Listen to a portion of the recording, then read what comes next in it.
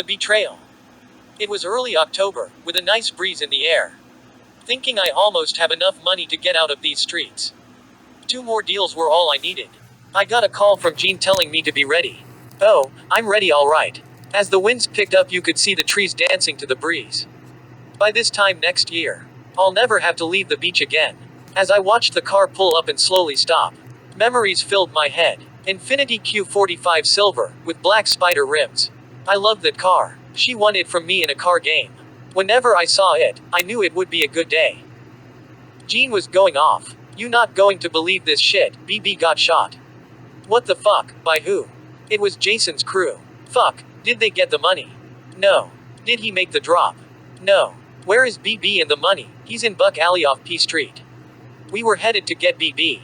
Terry, give me the tool, just in case. I got you. I usually had one on me, but not tonight. We were hosting a party tonight. To honor Tina for landing a huge new client. Slow down, let me out here. Where is he? He's behind the dumpster. Bobo, I called but I didn't hear anything. I was thinking the worst. The only thoughts going through my mind is what the fuck happened to the plan. As I was laying on the ground in this alley about to die. Shot by the one person who I thought had my back, Jean. How could you do this to me after all we've been through? Bitch, answer me. Nigga, you still breathing, you are like a roach. Terry, I hope you rot in hell. As she walked over to me and kicked me in the face with her heel. Blood filled my eyes as I looked up to the moon. Boom, boom. The sound of the gunshots was like a bomb going off in my ear. I couldn't see, the rain had just started to fall.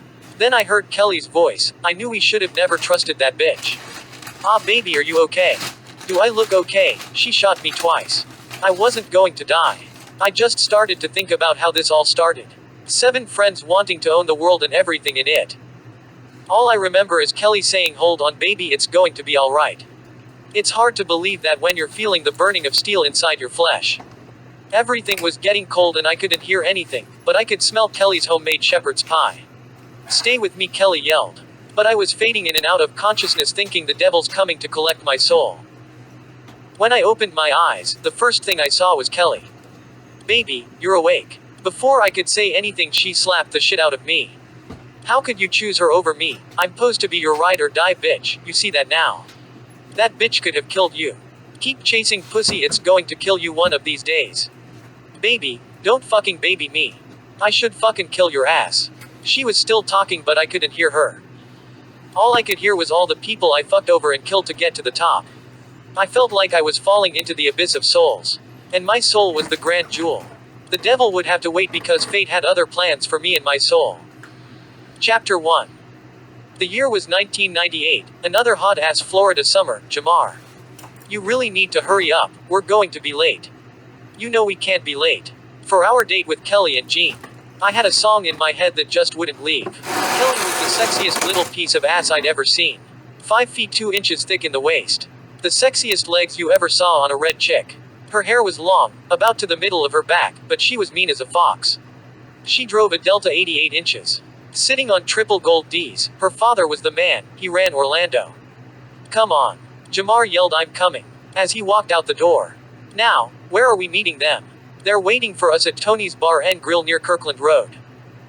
Now Jamar was my best friend. Our moms were like sisters, so we were raised around each other.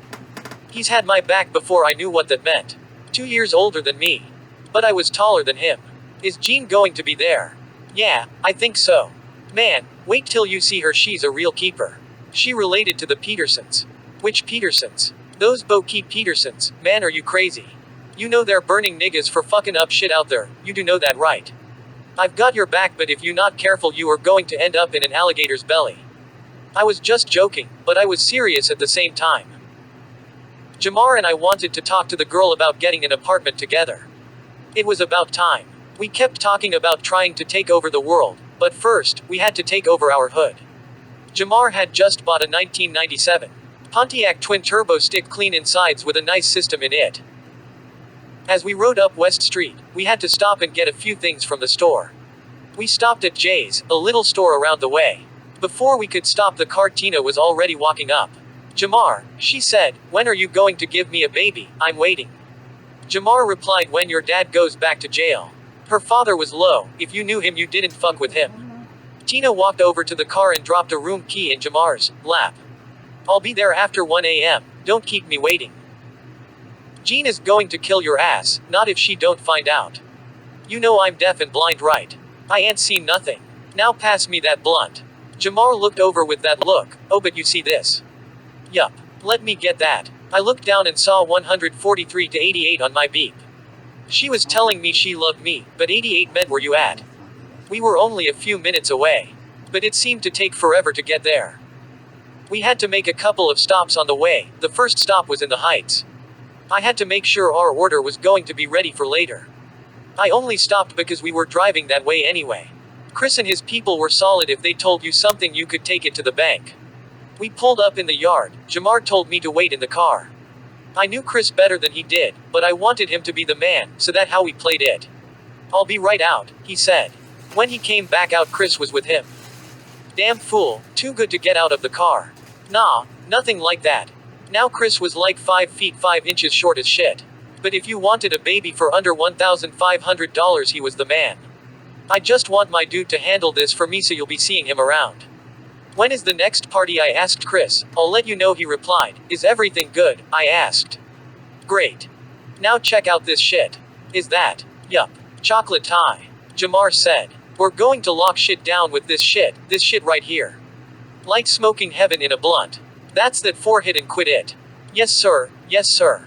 Everything else would have to wait. My future was waiting for me, and I couldn't wait to get my arms around her. Chapter 2. Jean, where are you? Just chill. You know I'm getting ready. I can't go around my future hubby looking any kind of way. You know they're going to be here around 5:30 p.m. Let me worried about him, Jean said. You know how crazy Jamar is, he don't like to wait. Girl, I'm not worried about that nigga, he just wants to get all up in this pussy. He just likes having me around. I be having that nigga looking all crazy and shit. With this super soaker. I should sell this pussy in the damn store. Just hurry and get here. Now Jean and I didn't grow up together. I was at this party on the east side when I got into it with Greg, a guy the first was dating at the time. I caught this pussy ass nigga getting head from some white bitch, while he told me to wait in the car. I got tired of waiting, so I got out and asked the doorman where he was. I walked through the house, the party was live. People were dancing and smoking and just having fun. Real hood party, except no one had got shot yet. There even was a girl letting guys do shots out of her belly button.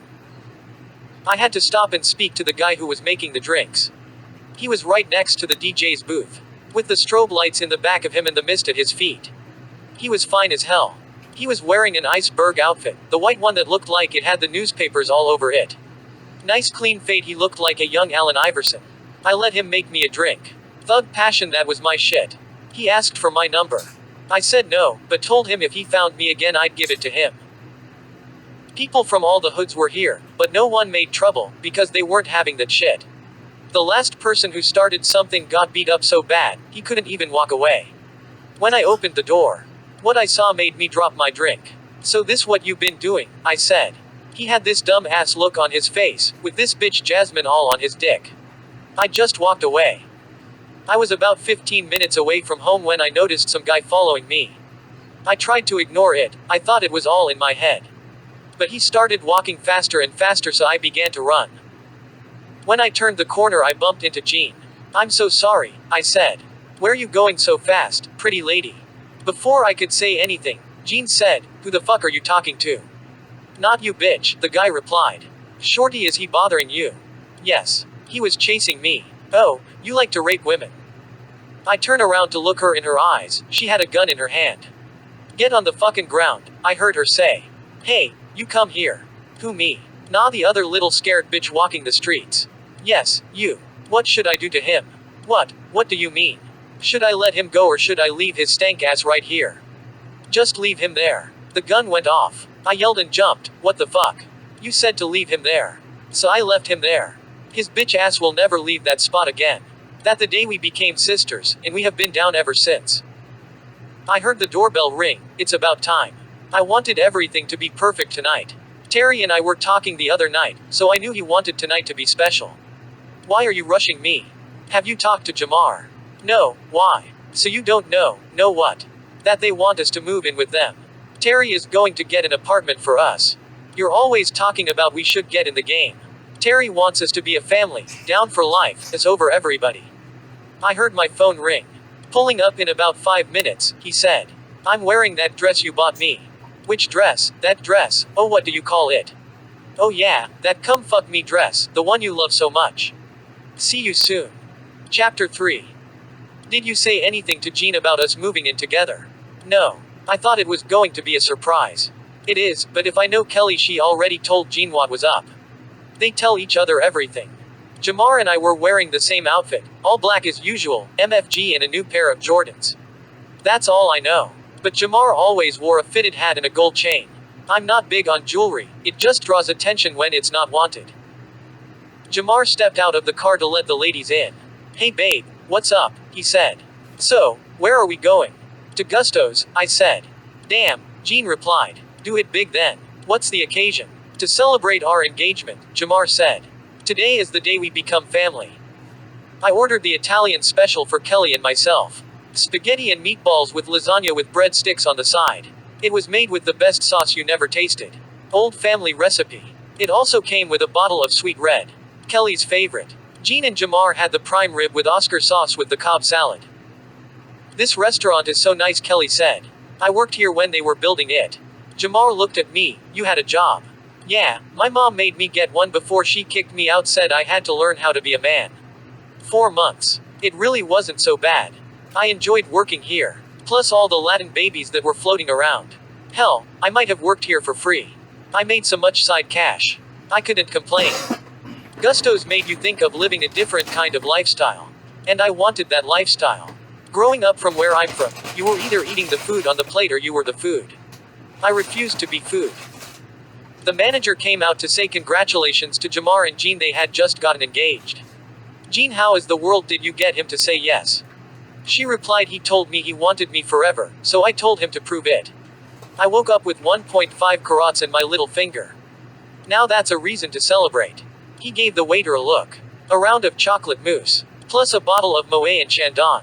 Jamar's favorite. Kelly, now you know I love burgundy and white. You have to help me find the right dress, or I might have to push the date back. Have you picked a date yet? No. Do you at least have an idea of when you want to have it, either in January or February? It will be nice and cool outside. I don't know who to pick to be my bridesmaids. The waiter asked if we wanted another bottle. No, we're good. So since the cat's out of the bag, does anyone have an idea of where you want to stay? Now why'd I ask that? Everyone wanted to stay somewhere else. Jean said I have the perfect spot. I'll ask my brother if he's rented the house or if it's still for rent. Hold on. I have to ask him. I'll go by later after we leave here. Well, I have the perfect place. I said. In the perfect spot. Now hear me out, okay, before you say anything. Alright. You know the pines on the lane. Middle of the hood, and you can see in all directions. You'll know Misty, right? Yeah, Jean said. Well, she stays out there and she told me it'd be booming. But you know that everybody says that about their spot. So I had to go check it out for myself, and you know what, she wasn't lying. 3 hours later the bomb was gone. Anyone can sell a pack, Jamar said. I took the 14 all bus down. That shit was coming so fast I almost went and got the strap, but then I remembered that I was safe as fuck. But you know what I mean. I had to make her a deal to get her on the team. She only had one request, that she get the whole for 7.5. You know me, I had to say yeah, she paying double, and don't even know it. But her brother Flame, he's a real hothead. We gotta watch out for him. Jean, I want you to put your girl on him, okay, Lex? Dan's sister, the one with that fat ass. We got to keep dibs on him. But what about Tony them, Jamar said. Fuck Tony and his crew. We will deal with them when they become a problem. Chapter 4. Did you do that for me?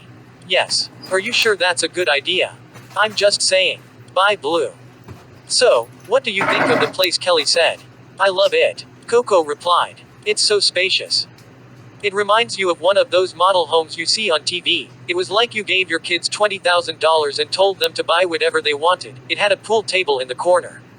In the living room, there was an old arcade game near the mini fridge. Super Street Fighting Hood Edition.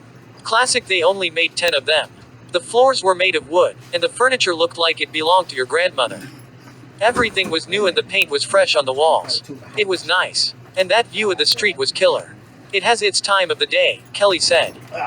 So, what did you want to talk to me about? I know you're not just trying to brag about this big-ass house. Coco said. No. So what's up? I need you to do a job for me. You know Tony, right? You talking about Tony that runs the VBA? Yeah, that Tony. Before you go on, I need a drink.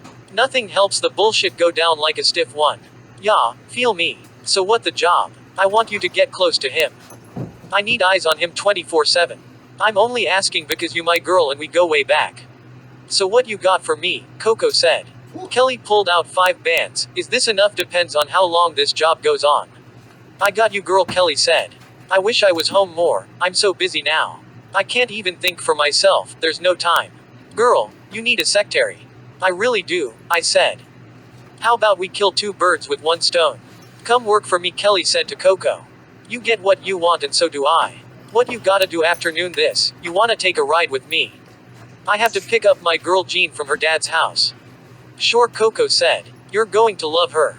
You know Jean, right? Yeah, I've seen her around. But we're not friends. Do you have any weed? Yes, you need some, I got you. Now when I told Jean what was going on, she flipped. She pulled me to the side. Who the fuck is this chick? What, you don't trust me to handle this shit? She said. I do, I just didn't want to wait. I want someone on that ass now. Shit, he's a player, right? Put both of them bitches on his ass, that way we stay in the loop. You better tell them bitches not to be fighting. Make sure you let them know what we're doing, they should be cool with that. Chapter 5. Slow down, Coco said.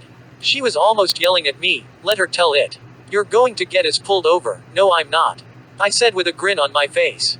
Trust me, I know how to drive. Damn boo, you haven't rolled that blunt yet.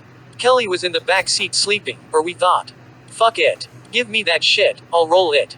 Kelly sat up saying. You're taking way too long anyway. I was just about to, Coco said. With a crazy look on her face, like damn, I don't know to roll, that's how you feel. But in reality, she could roll her ass off. Where are we going? Said Coco. To see Faye, one of my exes, but she cool as hell. She lives out there near Daytona Beach. She been out there for about 5 months now, she asked. Yes. She doing her thing out there. She insisted we take a trip to come see her. I know her in and out if she feels like that to tell me. It's worth checking out. So we're taking a trip to see her, you feel me? Plus we could use a break. We have been putting in a lot of work, don't you think we should have left earlier, Kelly said.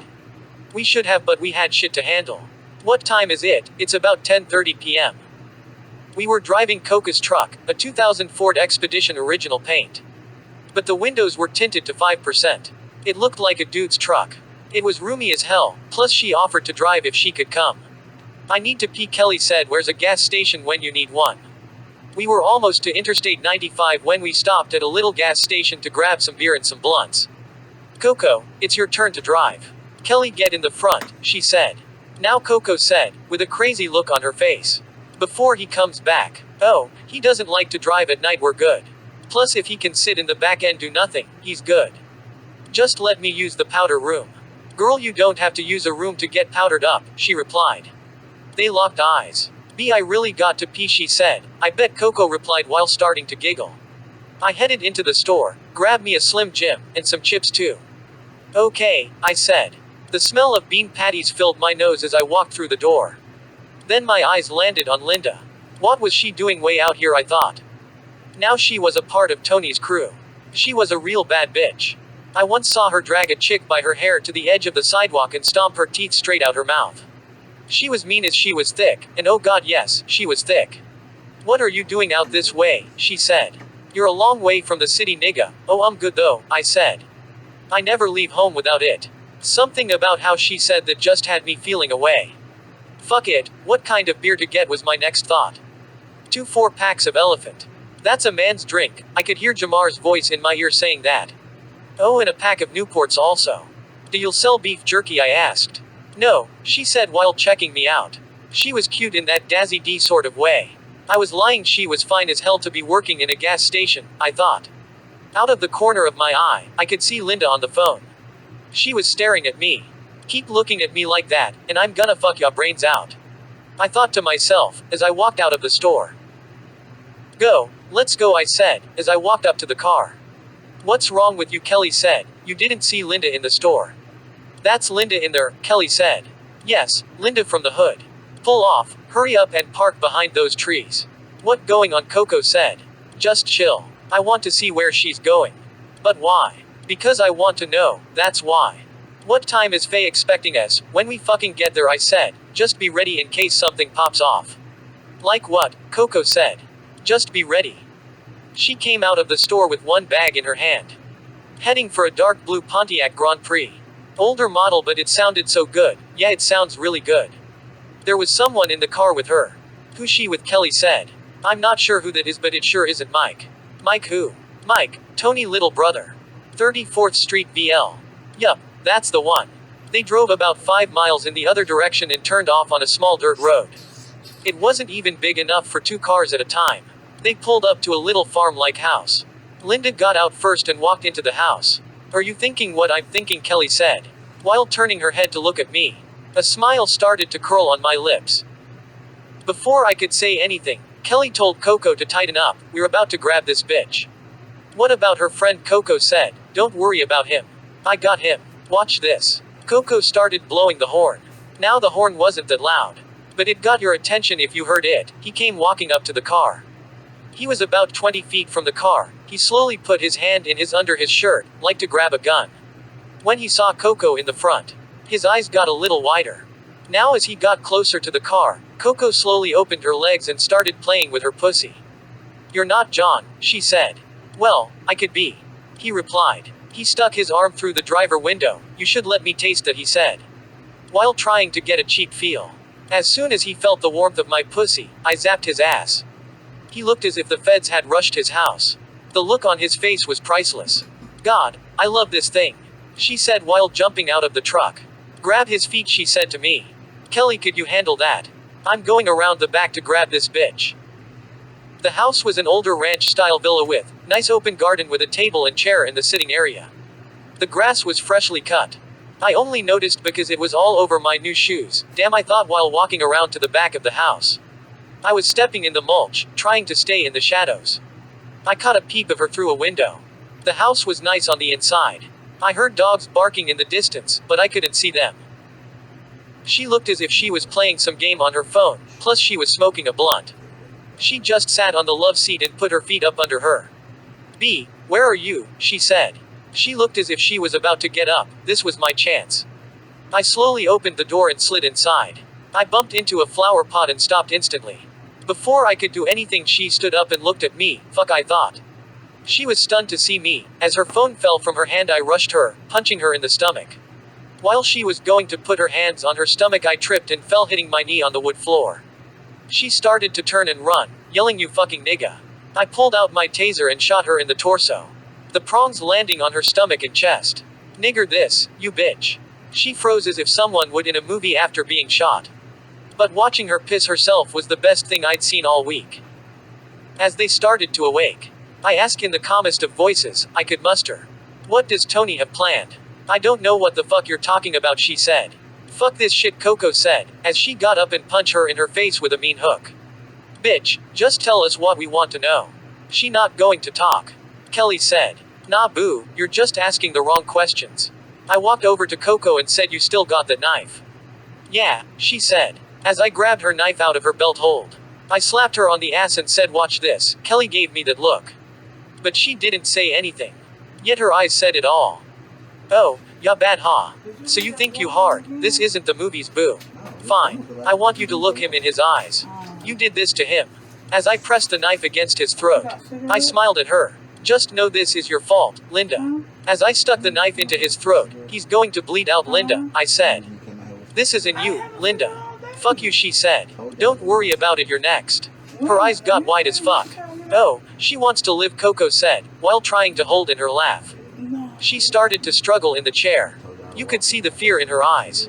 "Please, please don't kill me," she said. "Please just take the money." "What, wait," Coco said. "What money?" I was about to say. Kelly kicked her chair over. "Bitch, I want all of it. I know how much money in there, so don't play no games with me." I was looking at Kelly. She had this look in her eye that I've never seen before. But it was turning me on. I could feel him grow just a little. Like seeing her in that light did something to me.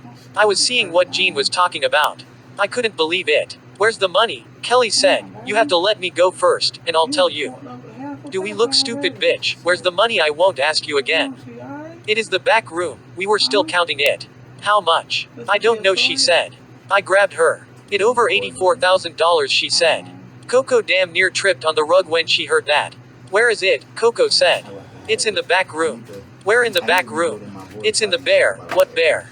The bear on the bed, she said. She started to cry. Not very loud, but you could hear the soft gulps of air as she breathed in. It's not going to be okay. This isn't the movies. The girl rushed back there. The room looked like it belonged to a teenage girl. There was a girl power poster on the wall next to a life-size picture of 50 in his bulletproof vest. There was a full bed with the sheet pulled back. Oh yeah, they were fucking in here. The dresser held a radio that looked as if it was from the 60s, plus a couple of decks of cards. I guess they were playing strip poker or something. Kelly grabbed the bear up from the bed. Cute, too bad we have to cut him open, Kelly said. Well, look at that, Coco said. As she pulled the zipper down, holy shit was all you hear. Coco couldn't believe it. What should we do with her? Kelly said. The only thing we can do with her now. I was about to cut off the lights. Coco stopped me. I got this, she said while looking up at me. We're family now, you know that, right? She grabbed me. I'm yours forever, she said. I just looked at her. I didn't know what to think. A bear full of money, and the question of can she be trusted? No one does that without asking unless they wanted something. I had a feeling she wanted me. Or did she want something else? So many thoughts were swimming around in my head. As I walk out the door, I heard Kelly saying something. I'm coming. I said, where Coco? She doing what needs to be done. Kelly just looked at me, then said, why did you ask her to do that? I didn't, I replied. Chapter 6. Mike was walking down the sidewalk listening to his music when he got the call. State your business, he answered. Is this Michael Cobb? Replied the voice on the phone. Yes, who is this? He replied. This is Detective Young with the police department. Young, where did I know that name from? This was the officer who discovered my mother's body a couple of years ago. I thought to myself. I thought I should be the one to tell you. We found Linda's body 2 hours ago. Someone cut her head off. She said with a smirk on her face. We need to ask you a few questions. Could you come down to the station for questioning? Yes, I just have to take a few things home, then I'm on my way. Plus we need you to come identify the body of Linda Brassi. He stopped in his tracks. Up until that point, he was listening to the voice on the line. What the detective said next changed everything. He just went numb. What did you just say? He replied. You could see the life drain from his face. You have to come down to identify the body, the voice said. Tony, open the fucking door. Did you hear what happened to Linda and Chico? No, what are you talking about? They found Chico tied to a chair in his home with a knife in his neck. They cut her head off. Why was she there in the first place? I don't know. Did they take the drugs? No, they got the pickup money from GA, but they didn't get any of the money from the previous pickups. What did you say? Tony replied. They cut off her fucking head. I'm sorry for your loss, bro. Who did this? But why was your wife at Chico's house? I don't know. Now, Chico had a security system installed years ago. No one knew about them but me and Chico. Go to Chico's house and grab these items from his house. Just do what the hell I say, okay? I think she was fucking him, Tony said. Not Linda, she was into girls, but don't be dumb. She's dead, get the facts, and move on. It will make things easier for you. Chapter 7. As we jumped on the interstate, we rode in silence for a while. How much money do you think is in this bear? Coco said. Breaking the silence. Looking at it, I would say it's over 130. No fucking way, Kelly stated. While turning to look at Coco. Why you say that, Kelly? Did you see the money on the table when we went to Pop's? No. I wasn't looking at that. That was only 67 Gs. What's in the bear looks like double that amount, wouldn't you say? I've never seen that much money before, Coco said.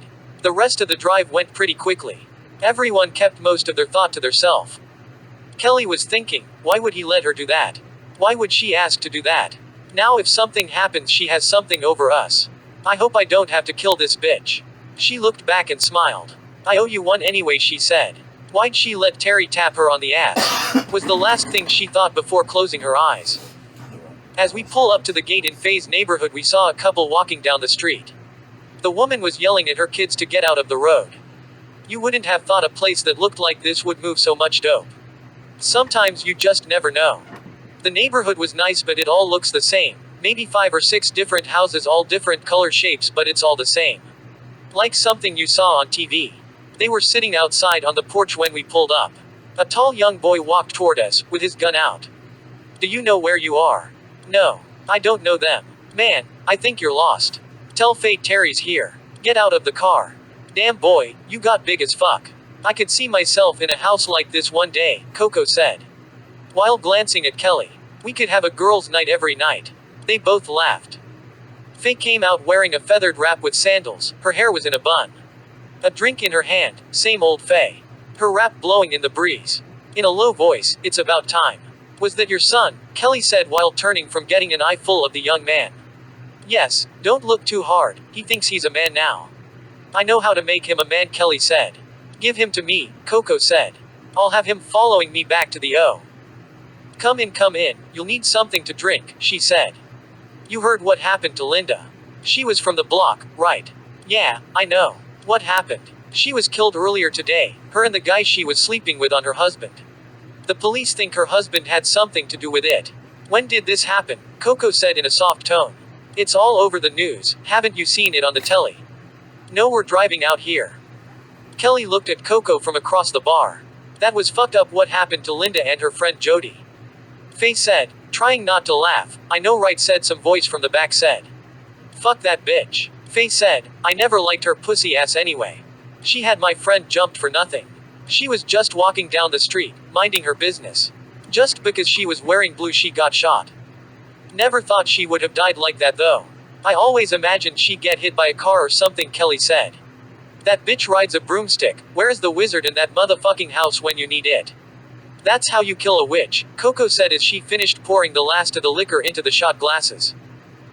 Hold that thought, I need a minute with the girls.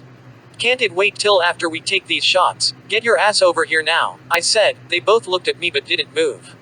Why are you cursing at us, Kelly said. How in the world did that get out so fast, I thought. Look, Kelly, I have to talk to Coco. We have to get it straight just in case. We'll have fun, she said. The less you know the better, just in case this goes south. Take Faye 80 pieces of shit from that bear. Oh, okay, she said. So where do you want to start, she said.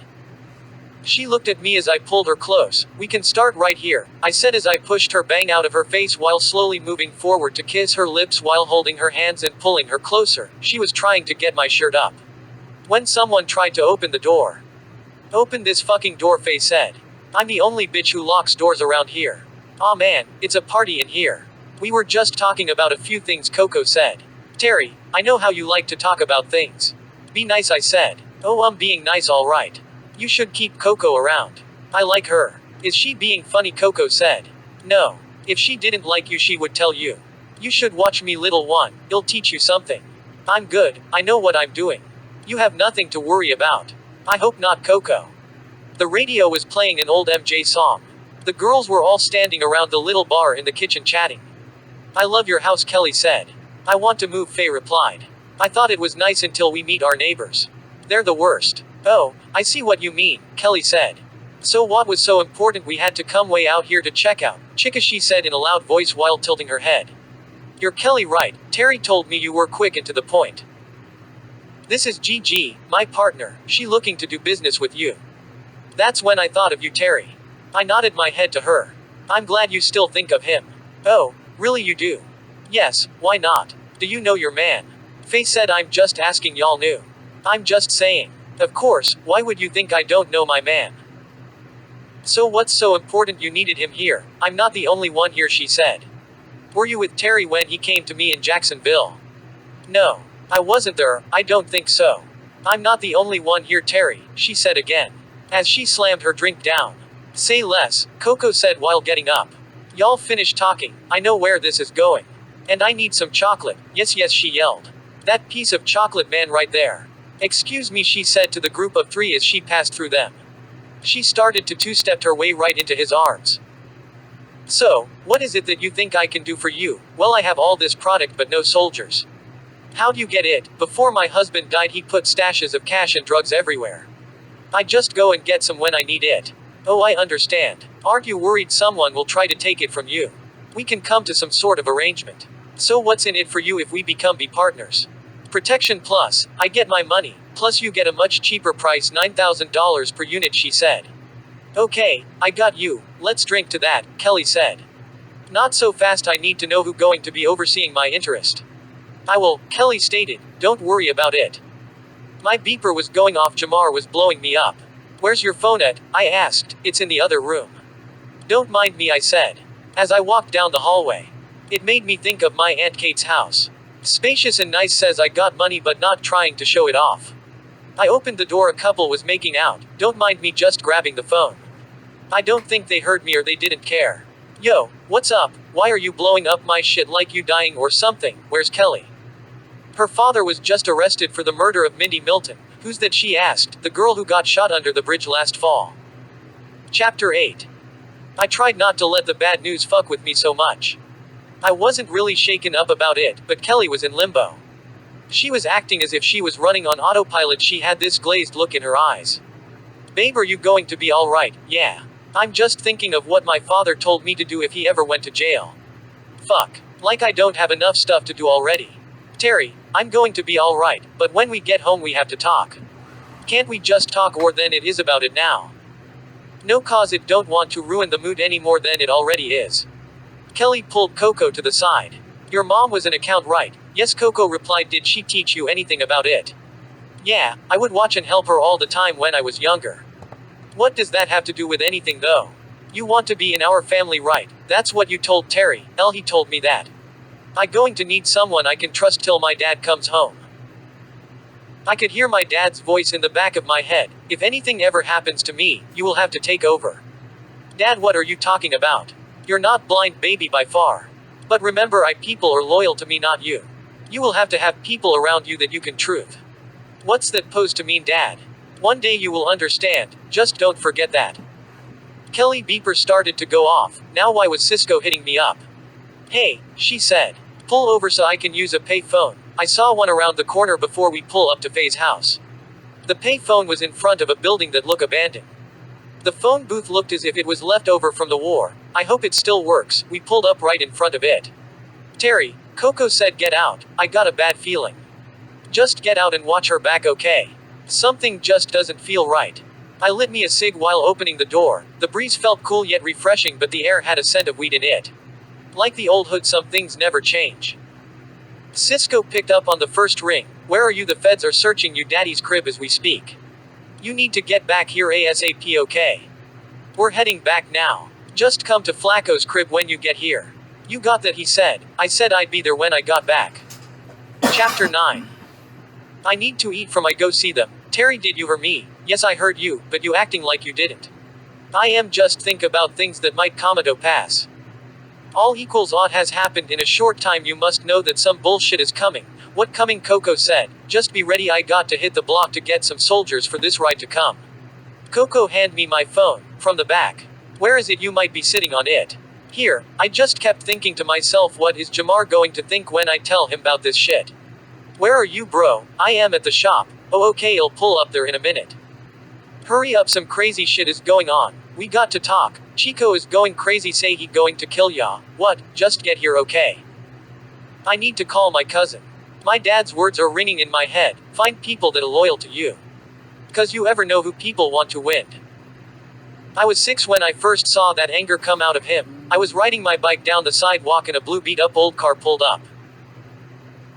I thought it was another crackhead coming to buy something. But a dude got out the car, old with a cane, and he was wearing a hat. He called for Tiny and Mark to get the other guy out the car. He don't want to get out, Mark said. I didn't ask that. Get his ass out of there. Drag him if you must, but get him inside. I brought you a gift, old friend.